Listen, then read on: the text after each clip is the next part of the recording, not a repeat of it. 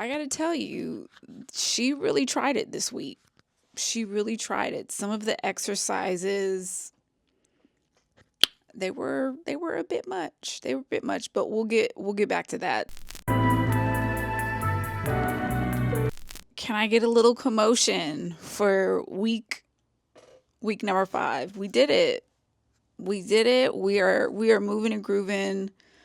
We just completed week number 5 as of 7 a.m. It's 7 a.m. It's 7:25, but 7 a.m. last Tuesday was when I started my deprivation.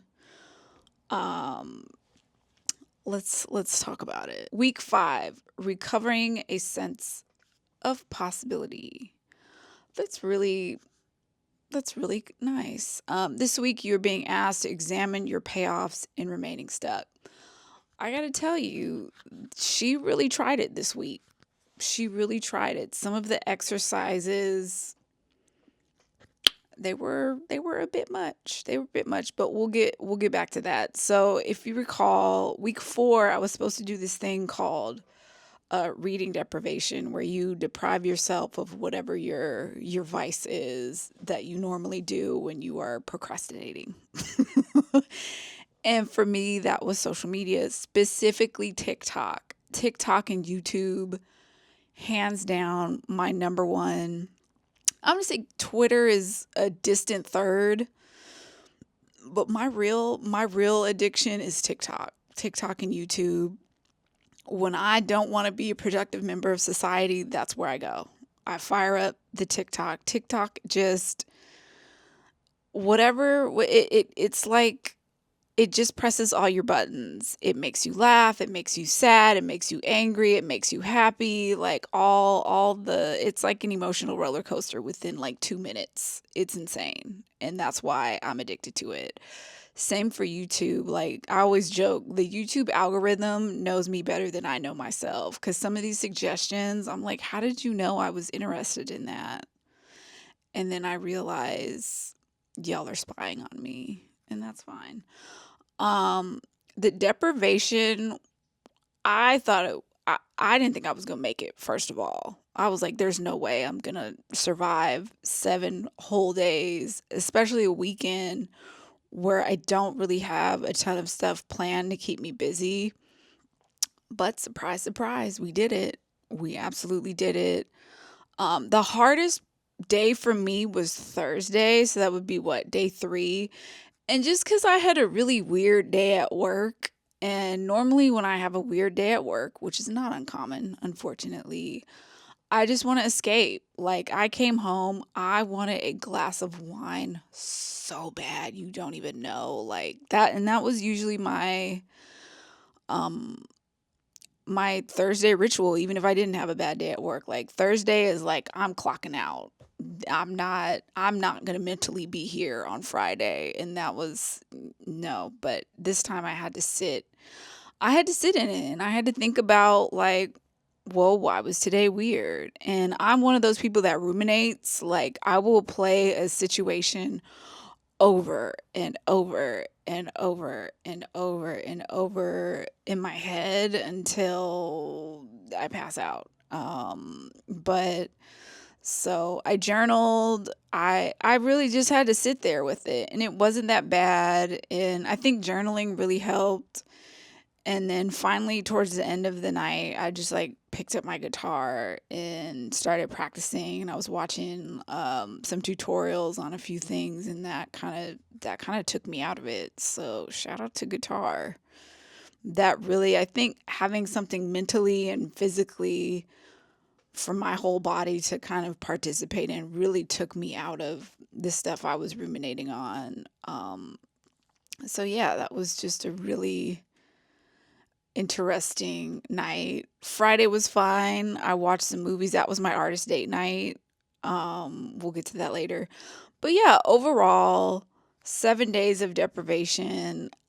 I'm gonna be honest, like, I don't think it was enough for like a huge change in my life. I think if I did this for a month, then like I'd be a different person. I don't know. I don't know if I have the strength to go a whole month without my drugs. I don't know. We'll see though. maybe. Um, yeah, it's like a rewiring of my brain basically that's happening right now with yeah, this process of like having to sit and think about things and like having to ask myself hard questions. Speaking of hard questions, there were two exercises in particular that kind of were a bit challenging to answer. Let me pull them up. One of the exercises was list 10 ways that I am mean to myself. Oh my God. This was like you don't want to think of yourself as being mean to yourself because you love yourself or so you tell yourself, but that's just not. I mean, you may love yourself, but you're also probably your biggest critic. At least I am. And so sitting with that and having to write out 10 ways I am not nice to myself was a bit much. And two of the biggest ways was one, not allowing myself to experience discomfort that would actually help me. And I'll give you an example, like going to the dentist. It's possible that you're going to experience discomfort, but ultimately they're going to get rid of whatever is hurting you. So it's like you discomfort is part of the process. It's like building muscle. Like you in order to build muscle, you have to tear muscle. The muscle fibers, and then your body does this scientific process where it builds something bigger and stronger. And so it's the same for experiencing discomfort, in my humble opinion. How many of us have stayed at a job that we hated because we're avoiding the discomfort of looking for a new job, the discomfort of having an interview, the discomfort of like, oh no, what if my coworkers are even worse than the ones I have now? I'm not saying that I have terrible coworkers, but I think that kind of avoiding discomfort has been a big theme for me and something I've really had to reckon with, especially during this process. Another question she asked was, what's the payoff for staying blocked? This is another one like, wow, drag me, drag me. Again, this goes back to the discomfort. There is a weird comfort in the known versus the unknown. Even if it's a messed up situation, you know it, you're familiar with it. And then you start thinking about, well, what if it's worse on the other side? What if it's worse outside of this scenario? Like, what if better doesn't exist? What if this is as good as it gets? And I think that's a very rational, logical thought a lot of us have when it comes to certain things. And so, the other part of this question for me is when you have obtained something you desire and you experience like the joy and like, wow, this feels really great. And then to have it taken away from you, oftentimes through no fault of your own, it just life happens. The Lord giveth, the Lord taketh away. Like that is such a horrific, painful experience. And it can kind of traumatize you in a way where you tell yourself you don't desire that thing because you don't want to experience the pain of having that thing go away or be taken away or whatever. And so